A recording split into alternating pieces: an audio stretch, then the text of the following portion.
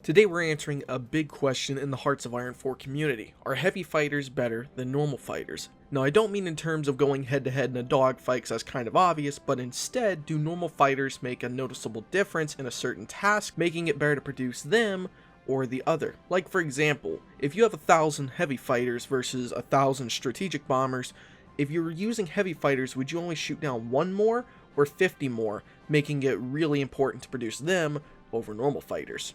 We're going to compare the two in a variety of tests. The first will be comparing the stats, then dogfights, interception, and a couple others. I've disabled all bonuses and even got rid of the air doctrines so that this test is going to be 100% accurate and even going to be completely fair. Pretty much, if we go ahead and compare the two here, it doesn't really matter if you're Germany or the UK, either way you still have the exact same stats for planes.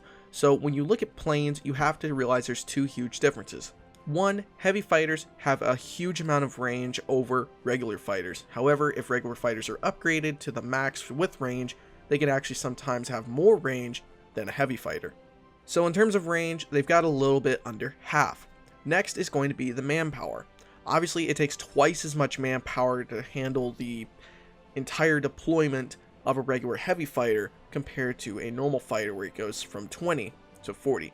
Next is air defense. Air defense is actually incredibly close. It's only a difference of about 3, then you have air attack. The heavy fighters have a huge bonus for air attack. They've got 36 compared to the fighter 1s, which only have 18. So for our first test, we are going to be using 500 fighter 1s against 500 fighter 1s. The UK has 500 fighter 1s over here in Belgium. We, as Germany, have 500 fighter 1s here. This is going to let us know how on level the fighters are to each other to make sure that it's not completely one-sided for some reason or another. Alright, here we are, April Fool's Day. So, it's been about 30 days since our last combat was going on. And yeah, we are pretty much on par. They lost 32, we lost 29. So that is within the same kind of levels to let you know that this is actually pretty much an even fight. For our next test, we are going to be using 500 heavy fighters against 500 fighter 1s. This is going to let us know how really big of a difference it makes when you're going one-on-one with combat regarding heavy fighters versus regular fighters.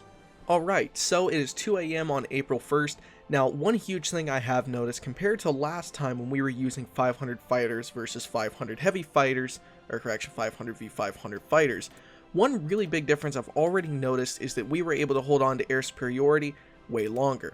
I'm pretty sure the reason that is because the heavy fighters slightly do have a little bit more air superiority.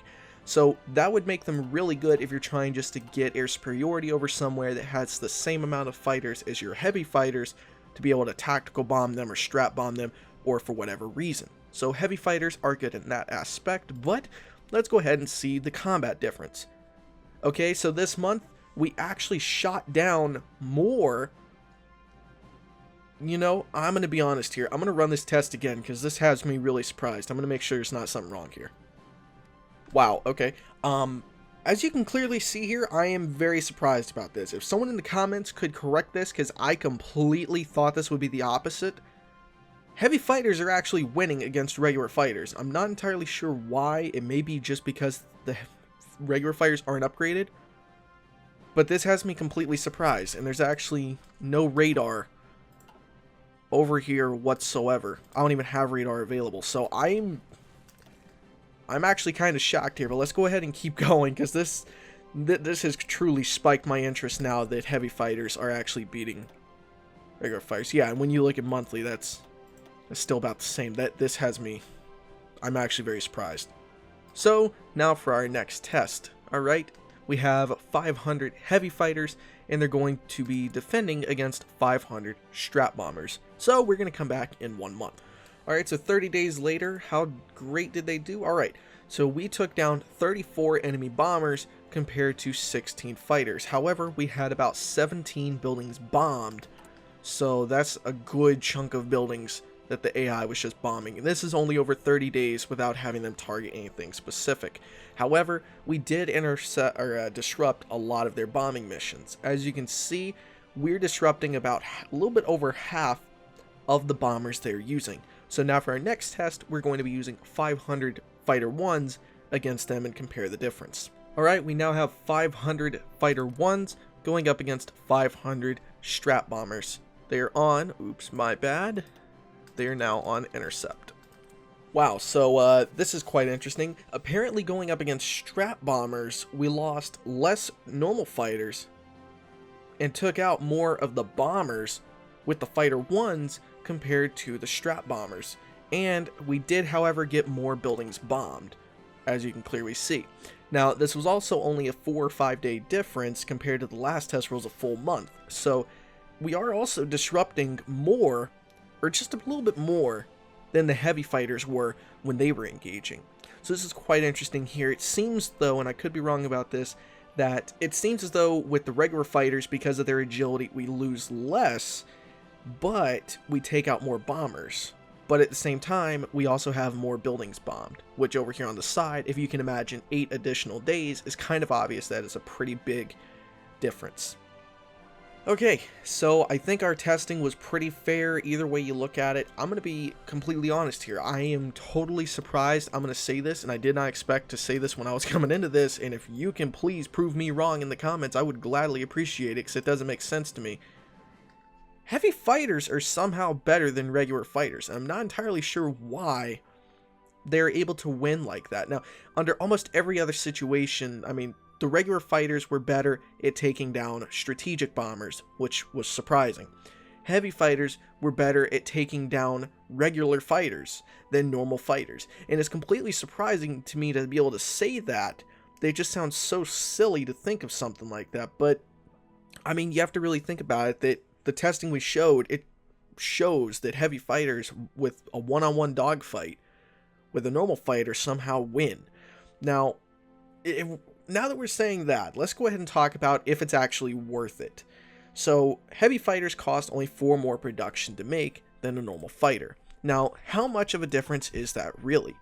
Now, once we go over here to our construction line, or our, production line. If we go ahead and get a fighter and then a heavy fighter, which is right there, the difference is about 2 a year with only 1 factory. It's not even really a full 2. It's more like 1.20%. It's like 1.20 a year. Now, that is a big sort of difference once you have 5 factories on it, but then you have to look at oil issues you're having. But still, it's pretty close to making a fair amount close to each other a year.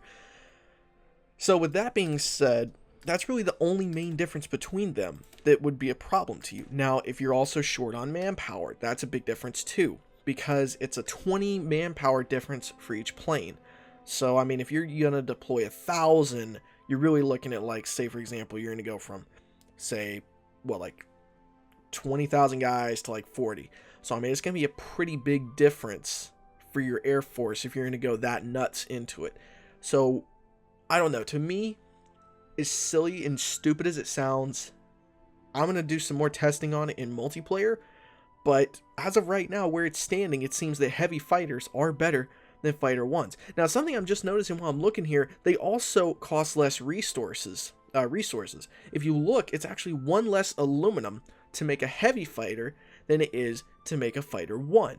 So they cost a little bit more to produce in terms of production costs, but a little bit less in terms of resources, like aluminum. Now, again, this seems ridiculous to me. This doesn't seem accurate, but I've tested it multiple times. So I didn't show it, but I did it 4 other times, and the results were really close to being the same over and over and over again, where the heavy fighters were always ahead of the fighter ones, shooting down more of the fighter ones than were lost of the heavy fighters. So, again, this seems completely ridiculous to me, and maybe with Man the Guns, they're going to fix this, but I haven't seen anything about that at this time. So, anyway, go down there in the comments below. Tell me what you guys think. I might be overlooking something, and if I'm wrong about something, please, by all means, go down there and correct me about it, and I will gladly engage with you guys, and maybe we'll figure out why this is actually better. So, guys, thank you for watching. Hopefully you enjoyed it. I will see you guys next time. Stay awesome.